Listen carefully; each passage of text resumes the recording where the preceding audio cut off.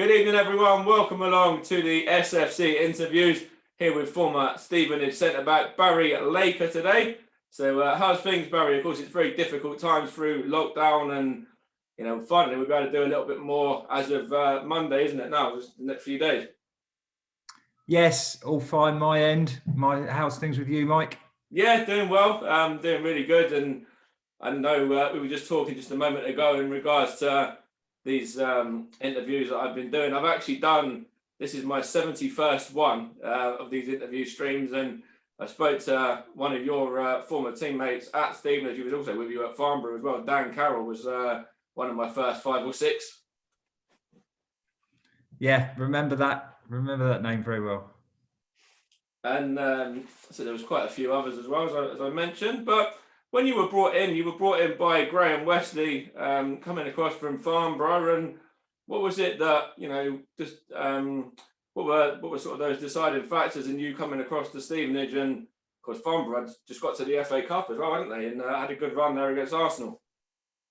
It was a really strange time. We just got knocked out of the fourth round of the FA Cup by Arsenal, as you quite rightly say. And it all came as a bit of a surprise, Mike, to be honest. Graham was Mr. Farnborough. He was the manager, the chairman, and he decided he was going to up and leave and go to Stevenage. I knew nothing about it until turning up at training one evening and asked to go in. I think we were asked to go in maybe like an hour and a half earlier for a meeting. Didn't have a clue what it was about, to be honest. Yeah. And he explained he was going to Stevenage, and he was prepared to take 6 or 7 of us with him. To be quite honest with you, I just left teaching at the time and gone full time. Had 2 young kids. My wife wasn't working, so it was kind of a case of, well, Graham, what happens if you stay at Farnborough? He said, well, I don't know. I don't know who's paying the wages. I don't know anything like that. So it was, as you can understand, Mike, kind of a decision that was a no-brainer, essentially. To move to Stevenage. I didn't know anything about the club at all, but it all came about very quickly. And I remember I was in fact at that Farnborough Arsenal game as well, and I will say Farnborough Arsenal because it was put obviously at the Highbury, wasn't it? But Farnborough were essentially the home team, and I remember I think it was either just a week or two before or a week or two after the North London derby, and I remember when Rocky scored, the Arsenal fans all chanting, "We all believe that Farnborough are better than Tottenham." I'm sure they did, yeah. But it was a real game changer, that one, actually, because I think it was the last time that the FA sanctioned a switch of venue. Yeah. And I guess it was essentially done by Graham for financial reasons, which I completely understand. Why wouldn't you? So yes, very, very memorable. And I do remember Rocky's goal. It wasn't a classic finish. It wasn't a top bins type strike, but it was a classic goal for that club. Yeah, very much so. And we'll get into Stevenage as well. Of course, the reason we're here, really. And you made your debut for the football club in a 1-1 draw at home to Morecambe. And of course, there was Nathan Bunce in there, Mickey Warner, Justin Gregory, and they're all guys that you knew fairly well, because they were all brought over with you, weren't they? I think, or at least 3 of them were. There were. I think Mike, there was 7 in total. Yeah. And I'm not sure Buncey was in that. Maybe he wasn't in that game. I thought he came a bit later. But there was 7 of us that came over, and I guess a really difficult time for Stevenage, because the club was in the conference at the time, but was rock bottom, wasn't it? If I remember rightly. And it was clear. Wayne Turner was in charge just beforehand. He'd just been sacked on the back of, I think we just got beat by, I think it was Kettering around Christmas time. Yeah. That's right. And it was a tough time for everyone. I remember specifically the first game where we were involved without playing was, I think it was an FA Trophy game away at somewhere like Tamworth, possibly. And 7 of us who were the sort of the Farnborough players who'd come across, boarded the team coach with all of the Stevenage existing squad on it, which is difficult. It's difficult times for everyone. But I think probably looking back on it, I imagine everyone associated with the club would agree that those changes were necessary, because the club was heading in one direction and it wasn't a good one at the time. That's right. it was a come good good as time. well, didn't it? Of course, Graham picked up that squad, with yourself and everybody else from Farnborough and the current group in there as well. And we had a real strong finish. I think we finished about 12th, 13th in the division. Did I think they went on a 6-game winning streak, and when you're down towards the bottom of the league, of course, 6 wins on the bounce lifts you up a lot more than it does at the top.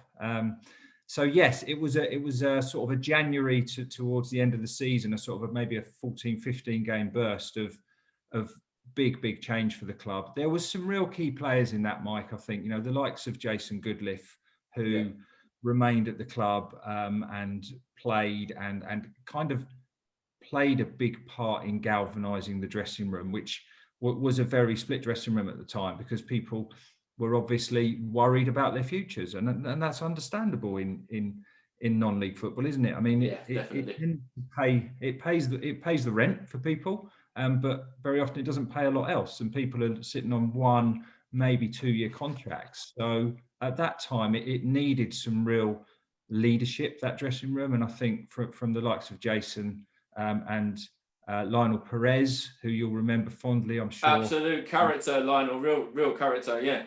Real character, and I think that's what the dressing room got, and that's what the team benefited from at that time. And you scored what turned out to be your first goal for the club in the second game that you played away at Hereford. And of course, for yourself as a defender, keeping them out is the main aim. But how important is it for you to get a couple of goals and contribute in that kind of aspect of it as well? Yeah, always nice to score. Obviously, as a centre back, you just think about clean sheets first and foremost. You'd rather win away at Hereford 1-0 than win 6-3, I think is fair to say as a defender. I think we ended up drawing that day. I think that was a 2-2 draw, if I remember rightly. Yeah. So took a bit of a shine off the first goal, but it was nice to score it. I think I remember Anthony Elding saying to me after that game, "Oh, Baz, you're off the mark. You got your first goal. I'm still waiting for mine." And then he went on and scored bundles and bundles for the club. So I do remember that game. And for a centre back like yourself as well, I bet you were grateful to have Anthony on your team rather than competing against him. He's a great player. Yeah, he was a great player, Anthony. I think he went on. Didn't he end up at Leeds United? Yeah, Leeds, and then I think he's last I knew was out in Ireland. Yeah. Yeah, so much talent, and I know Graham loved him as well. Graham was himself an ex-centre forward, which kind of gives that bond to people who play in the same position. So I imagine he's fondly remembered by the Stevenage fans, I imagine. And 100% it's him and Steve Morrison. Of course, there's plenty of goal scorers that we've had there. Matty Godden as well, who's now in the Championship with Coventry. It's those three. They're the ones that everyone kind of remembers. Yeah, the centre forwards that everyone kind of remembers at Stevenage. Yeah. So we'll move on to the next question, or the next point really now. We went on a 7-game unbeaten run, beating Barnet and also drawing with Woking in there as well. And what are your memories of those derby games like? Now tell me, I never quite understood the rivalry with Stevenage and Woking. Where did that all come from? Because I was told about, I think it must have been Jason or someone like that, or Mark Westhead or someone like that said, "Oh, we've got Woking next week. It's a big game for the club." But I never understood why that was. It's come back from the really sort of mid-90s, I think it was, where the club and Woking were basically fighting it out for promotion, I believe, and it all kind of come from that. When I think Stevenage, obviously got the promotion and weren't allowed up beforehand. It was around about that sort of time. Okay, yeah, no, I remember those games really well, and it always helps, I think, when it's under the lights as well, midweek. Kind of gives a bit more sparkle to the occasion. But yes, you could really feel it. I think we mostly came out on top against Woking, if I remember rightly. And I think the fans, if you were chatting to them in the bar afterwards or wherever, were always very grateful for those results. Most definitely. And, it's Barnet, Woking, there was Rushden and Diamonds, Kettering. We had a few derbies there in that time. And we usually did fairly well in the majority of them. And of course, we've had a couple of FA Cup runs ourselves when you were at the club as well. We had the Swansea FA Cup run where we got beat by them. Of course, the one where we got to the second round and we got the replay against Northampton was another one. And also the Rochdale one in there as well, wasn't there? I think there was those three. Yeah, they were always a nice distraction, weren't they, for the club? And I think during my time at Stevenage, anyway, we were always either trying to avoid relegation at the start, and then we were fighting for promotion and trying our best to get in the playoffs, etc. So those games were always interesting. I do remember the Swansea one quite fondly. Because on FA Cup day, if I remember rightly, both teams had to come out together. That's right. Yeah. Part of the rules, essentially. Yeah. And we stood in the tunnel with the Swansea players, and I remember, I think Steve Watson was probably our captain then, and we started. Steve was captain. Yeah. Yeah. And that they didn't walk out with us. They stood there and waited, and I thought, it's a bit strange. I don't know why they're doing that. But anyway, I realised why about 3 seconds later when this was at the old Vetch field, and they had a sort of a caged tunnel where you walked out. Yeah. Hands were over the top of it, and these little nails or pins or whatever started landing on our heads. Oh, so they were aiming stuff at the okay. Yeah. That was the old welcome to the Vetch field, I think. I remember getting on the pitch. I think they had that trundle up front, and they had some big striker called Nugent, I think. And once the game started, I picked him up and I said, I see why you stayed in the tunnel and didn't walk out with us now. And he went, yeah, that happens all the time here. I guess you call it character building, but they were good days. And I remember that game very well. In fact, I think it was me, my dad, my brother. In fact, I don't even know if my brother did come, and a mate of my dad's who lives down here in Stevenage, or did live down here in Stevenage at the time. And he's a big Swansea City fan. He's a policeman as well. So he went down with us in the car, and I think on the way back, I don't know if it was Talk Sport or one of these radio stations. We basically called in, and he was really happy, and we were sitting there like, listening to him waffle on about how happy he is about beating us. Yeah, I think it was 2-1, wasn't it? We were close. We ran them close that day, but there was. I think, if we're being honest, there was a little bit of a small gap in class, I think, Mike. Yes. And of course, they were League Two, weren't they, or Division 3 at the time? Yeah. Yeah, they were. And of course, that in itself is a challenge, no doubt, to come up against these league clubs. And I'm sure it's something that you wanted to get to when you were at Stevenage. Of course, you would have wanted to try and get that promotion. And the closest we got was the Carlisle final, and that was, of course, great times there, getting through the second leg there, beating them 1-0 away after a 1-1 draw down here, and then narrowly losing out to Carlisle. And that would have been an opportunity to go up a lot sooner than what we actually did eventually. Yes, I think that was 2005, and that was quite a run we had there. And I suppose that the playoffs essentially work for some teams and don't work for others, because there was absolutely no parity in the final points tally in the season between us and Hereford. I think they were something like 12 points ahead of us. Yeah. And we played them in the two-legged semi-final and beat them, which was great for us. But the final was it was a funny day, that final, because we actually ended up getting to the ground quite late. Yeah, I think Dan's on with the same. Yeah. Yeah, I think we didn't get there until something like 45 minutes before kickoff, which it's no excuse. You're professional footballers and you go out and perform.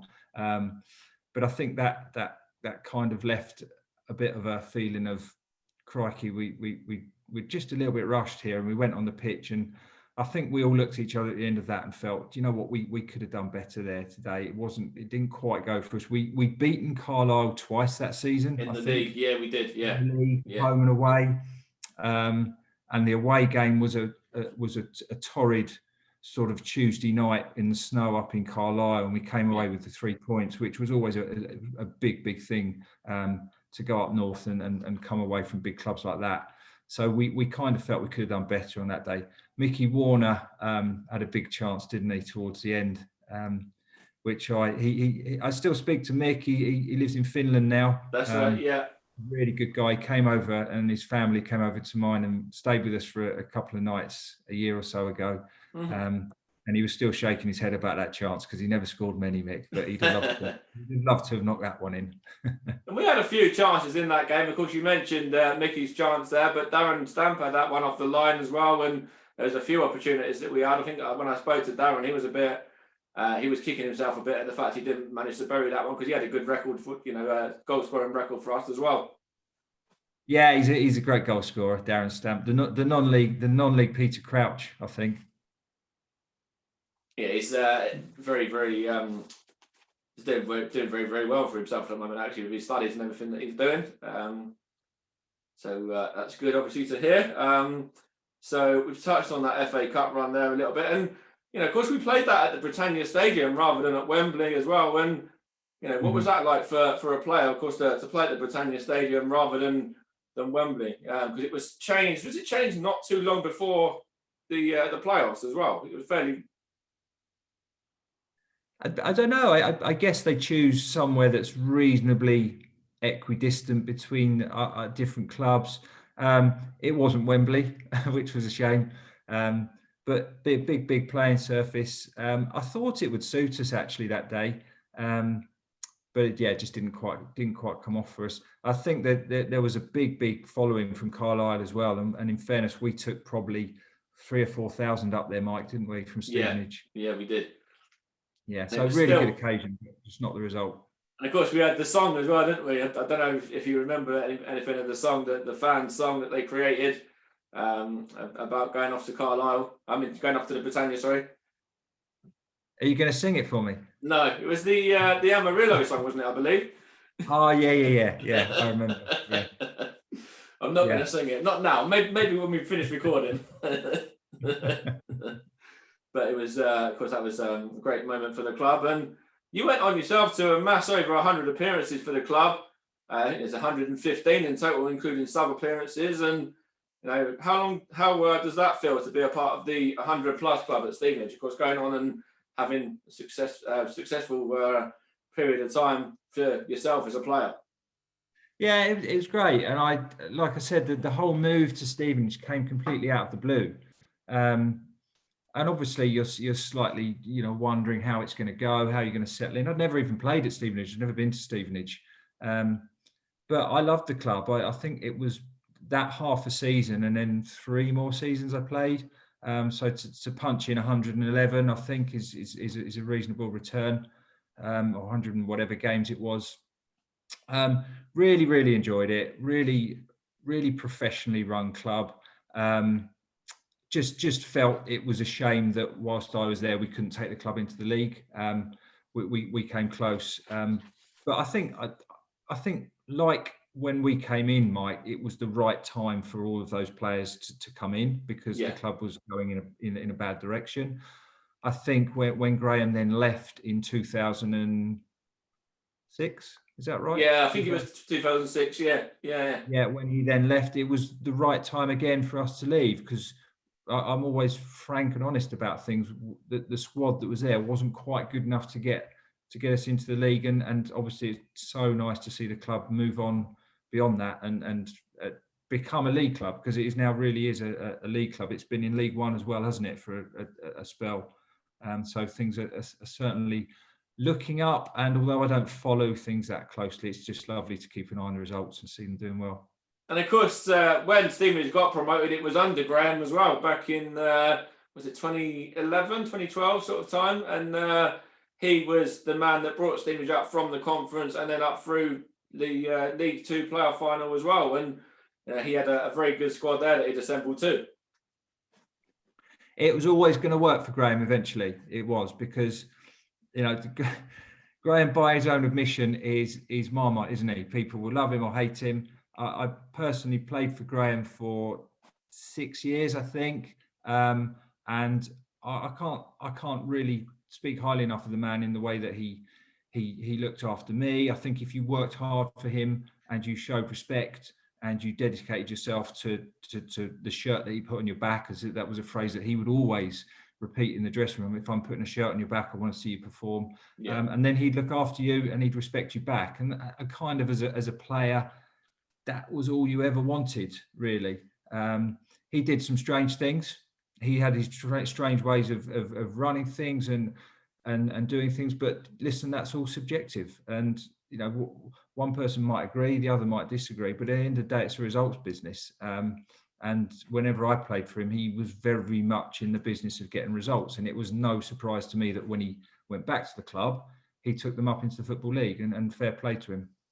And he did very, very well. Of course, as you mentioned before, getting them up to League One as well. And then, of course, he left and moved on to Preston. Of course, you can't hold that against him when he's obviously moving up a few divisions. That's fair enough. You want to, better yourself, and you want to move on to the heights that you can, the highest of heights you can get to. So, fair play. And of course, even then, we brought Gary Smith in, and I think we were beaten by Sheffield United, if I believe correctly, in the semi-final there. And we could have even gone on and imagined Stevenage in the Championship. What a feat that would have been. It would have been amazing. It would have been amazing. And I've always said this about managers as well. In football, I mean, a manager is always only, what they say, 6 or 7 games away from the sack, aren't they? Yeah. So when a manager's doing well and they get the opportunity to move on to a perceived higher level, why would they not do that? Because they're very, very quickly be taken away and out of a job. So to move up to a club that's got a bigger fan base, which Preston North End is a big history as well, yeah, huge club. I don't blame managers for doing that one little bit, and fans might sometimes think, oh, they've shown no loyalty, etc., etc. But they're 6 or 7 games away from the sack at any moment in time, so I don't blame them. Nah, you have to take your opportunity when it's there, when you get it. Yeah, 100%. So you played alongside some players in that we mentioned earlier, the likes of George Boyd, Anthony Eldon as well. And when did you know that George Boyd was going to, go on to the heights that he did in particular? Of course, going to Hull and teams like that, and going play internationally. Yes. I think George was when I came to the club. I didn't just have a football contract. It was a contract where I was kind of tied in to do some sort of work and liaison work with the youth team as well. Okay. Occasionally. I just went to watch a few games, and George wasn't in the first team when I first joined. Right. I think the previous manager had played him a little bit, but then taken him out again. And I went to watch him play in a youth team match at Oxford City, I think it was. And he was by far the best player on the pitch by distance.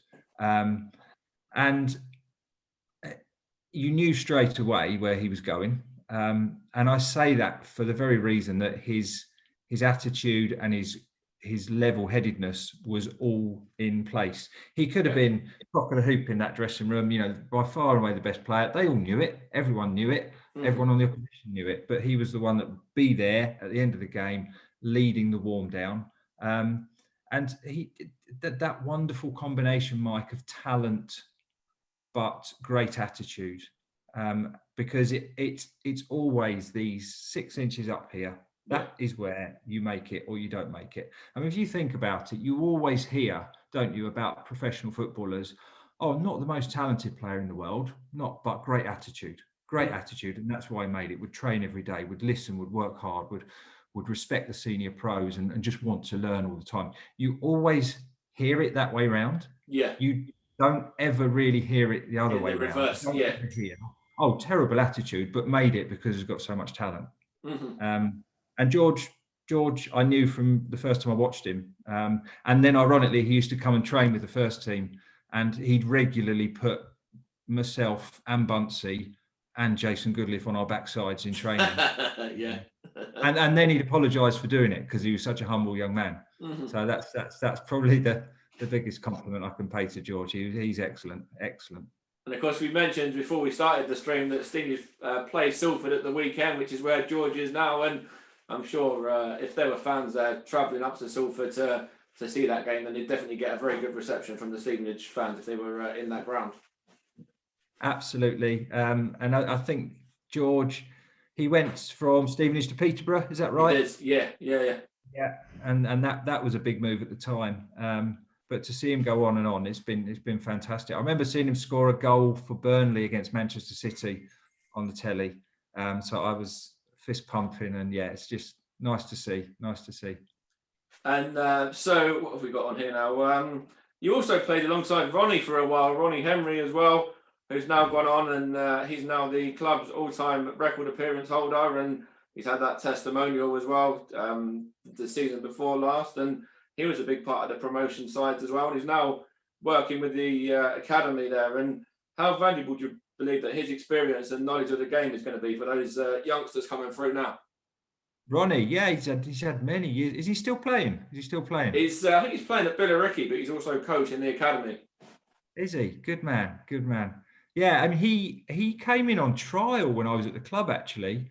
From Spurs, just been released by Spurs, hasn't he, or something like that? Yeah, I think he came in for somewhere like Spurs. And do you remember we had Theo Foley coaching us for a while? Mm-hmm. Who obviously had coached the famous Arsenal back four in the past. Yeah. And Theo liked him straight away, and what a good judge of character he was. The thing about Ronnie was you could have put Ronnie in any position on the pitch. I'm not sure I've ever seen him in goal, but you could put him in anywhere else. Maybe not up front. I think he scored 4 goals in his however many years he was at the club. So maybe don't try and put him up front. Yeah. Did he? Well, I bet he'd have done all right, because he had a great touch, great vision, such an intelligent footballer. 2-footed, you could probably play him left back, right back, wouldn't make a difference. And he was young when he came to the club when I was there, and could read the game like a book then. So I imagine now I imagine those younger players are getting a lot out of Ronnie. And of course, Ronnie was the captain that lifted the FA Trophy as well, which was the first trophy that was won at the new Wembley Stadium for the football club. I was there that day. I came to watch that game. Yeah, I've snuck into a couple of games at AFC Wimbledon to see Stevenage when they were in the same league. That must have been conference. Yeah. And I was at that. Or League Two, maybe as well. Yeah. Yeah, possibly it was. Yeah, but 2-0 down at Wembley. Was that right against? That's it. Kidderminster. James Constable getting a brace for them. Yeah. Yeah. And then 1-3-2. I think actually was John Nurse on the bench that day. I believe he was. Yeah. Yeah. He was. I'd still keep in touch with John. He's a good friend, and I think I kind of went to see him play as well. So I gave him a bit of stick because he didn't get on the pitch. That's it. Yeah. Yeah. Great to see them win that. And actually, there was a few of your old boys, and I think AJ was in goal as well that day. Yes. Yeah. It would have been. Yeah. Yeah. So there was a couple of others. I think I'm not too sure, but obviously you knew Ronnie as well a bit, but mostly it was those 2 or 3 there. And we touched on that there. What are your thoughts on the job that Alex Revell's done? I know we've spoken about it a little bit through our messages, and of course it might be unlikely that the club are going to get into the playoffs now, but to be on the run that they're on, 12 games unbeaten at the moment, real upturning fortune on the back of last season and even the start of this as well. Yeah, it's fantastic, isn't it? And I don't know too much about how the playing squad's changed, etc. But sometimes it doesn't take a lot to change things. It's small tweaks, and then that confidence grows, and then it snowballs and snowballs. And obviously, I can't comment on anything that's going on at the club because I don't know anything about it. But it sounds like that Alex is doing a fantastic job. It's really. I was really worried last year about the club sort of dropping back down into the conference because it sounds slightly sort of aloof to say Stevenage is a league club, because there's lots of clubs like Notts County who would consider themselves league clubs, aren't there? But are not anymore. And even like Barnet as well. Barnet, I think they're about second bottom in the conference. Yeah. Barnet, yeah. And no one has a divine right to be in any particular league, of course, do they? No. But it would have really saddened me to see Stevenage go back down into non-league, because the ground now is fully developed, I think, as well. And I know it looks really good now. When you see it, even just from watching on iFollow and stuff, it's going to be great to get back in there again, because obviously the East Terrace is the East Terrace. That's what everyone knows where the atmosphere comes from, and the main stand is obviously the opposite end of that. And the new North stand, I know when you were playing, you could only get a couple of hundred people there, and it was not even a shed end really, was it? Yeah. The one as you come out the tunnel on the left, behind that goal. Yeah, that's it. Yeah, I used to kick lots of balls over there into the road. Yeah. But no, that is the new developed one. When it's the new stands there now, and it looks really good. Looks really nice. But you've still got the terracing across the far side. Yeah, that's fantastic. You're right. That's where all the noise used to come from. I used to really like that. Yeah.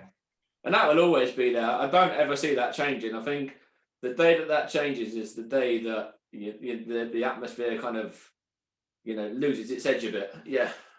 Well, I think it's what everyone knows. All the away teams know that they come to Stevenage and they've got to go out the tunnel and they've got to face that terrain. That's it. Yeah. That's a really big advantage. Yeah, that's really big. I can't remember what our record was like, sort of home and away, when I was at the club, but that really does help. I think it's really good. And of course, the away stand is now a 2,000-seater away stand as well. So it's good when you get a big crowd there from, I don't know from this division who's got the big attendances, but from when they were when Stevenage been in Football League beforehand, we've had Oxford's there. Cambridge would be one of the ones from this season. In fact, if there was fans now, yeah. So let's have a look at what we were going to cover. So we spoke about Alex a bit there. So of course, when you left the club, you went back into teaching. And how are you enjoying that? And of course, you mentioned that you try and keep across a few results here and there. But how's your stuff going with your teaching? And of course, what sort of advice would you give to some of these guys and girls that are wanting to get into football as well? The fact you've been there and you played it yourself and you've been involved in the game.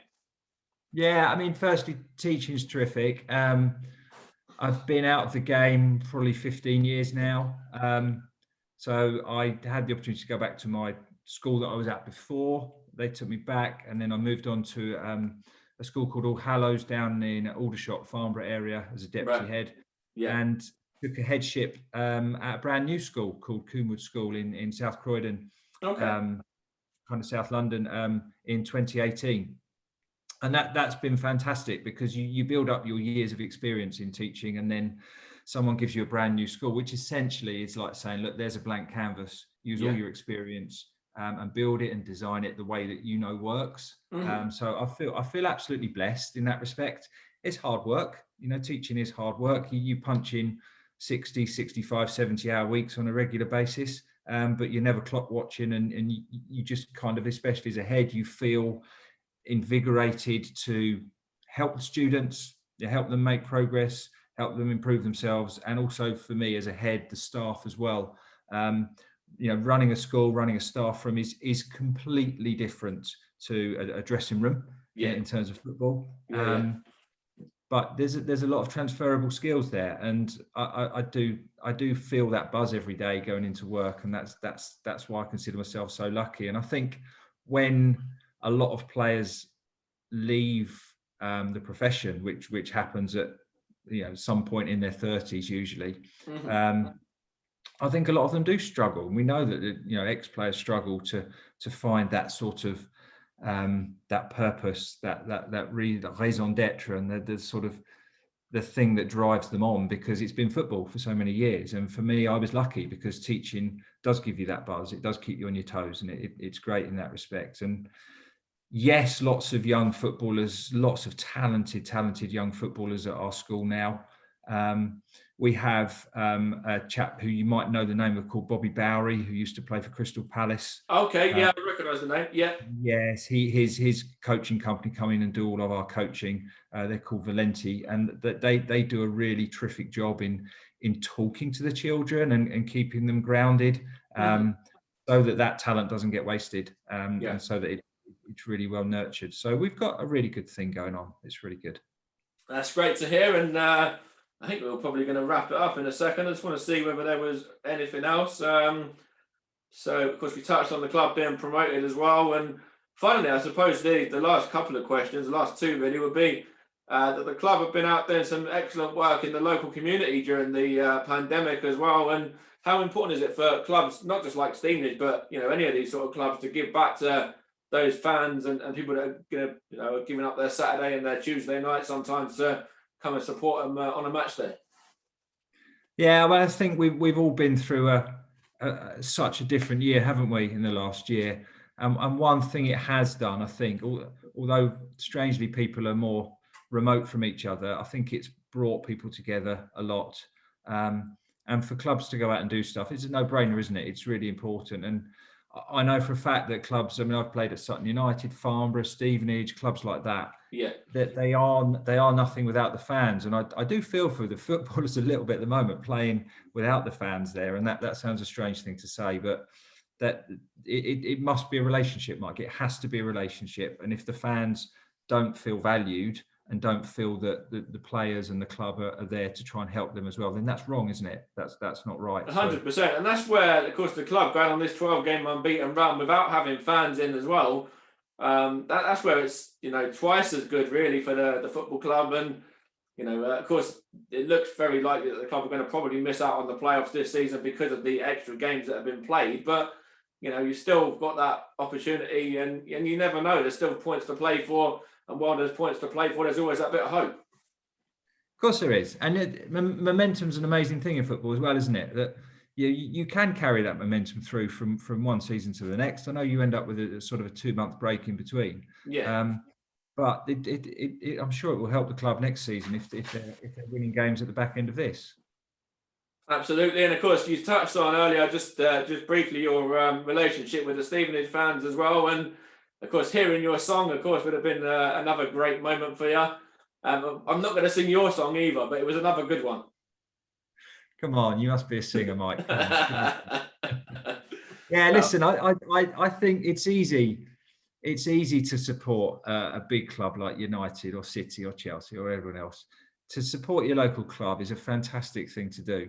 And I've always said this as well, that in non-league football, you rarely get more than a 1 or 2 year contract. Yeah. And the sort of the revolving door that exists at non-league football clubs where players come and go all the time. I mean, even in the 3.5 years that I was at Stevenage, the fans must have, goodness me, I mean, maybe 100 players that Graham Wesley brought in and out through the club. And that's hard for people because they want to feel that bond with certain squads that stay, don't they? And I think, well, you say you had 100 players through that time there in those 3.5 seasons. I think we had about 50 players just from last season alone. That's why obviously the club were struggling as they were, because there was such a turnover in players. Yeah, I completely, and top respect to the fans, because they continue to support through thick and thin. That's not easy to do sometimes, I guess, but it really does need noting that it's their passion and it's their club, and it's nice to hear that there is obviously a strong bond going on by the sounds of it, Mike, between the fans and the clubs now. So yeah, long may it continue. And that's always been the way with Stevenage. They've always been a community-based club, and they've always been the club that are determined to have that with the fans and the players. And there's always been a very good connection between the fans, the players, the owners, the manager, everybody involved at the club has been connected from day one. Yeah, they're terrific. I think I remember going in. Tell me, Morecambe, somewhere like that. Morecambe away. Right. I think we got a tonking. It must have been about 3 or 4-1 tonking. Right. And going into the bar after the game, just for a drink, and thinking the fans would have all cleared off, and gone straight back down the motorway to get home, grumbling about the performance of the players, which was probably shocking, and we should have done better. But going into the bar, and they're in there having a chat, having a laugh, and offering to buy you a drink. I mean, that's just makes you feel. But that's because everyone's together. Everyone's always been together at the football club, and yes, as fans, we recognise that people have off days and days where it just doesn't click for them. Yeah. Yeah. No, I loved my time at Stevenage. The fans were always committed. I'd like to think I was committed as well. Never claimed to be the best footballer in the world, but you give it your all and you do what you can for the club. And when it's time to move on, you recognise it, and it's time for others to come in and take the club on. And I'm so pleased to see that they have been taken on. And hopefully next year you'll be up in League One again.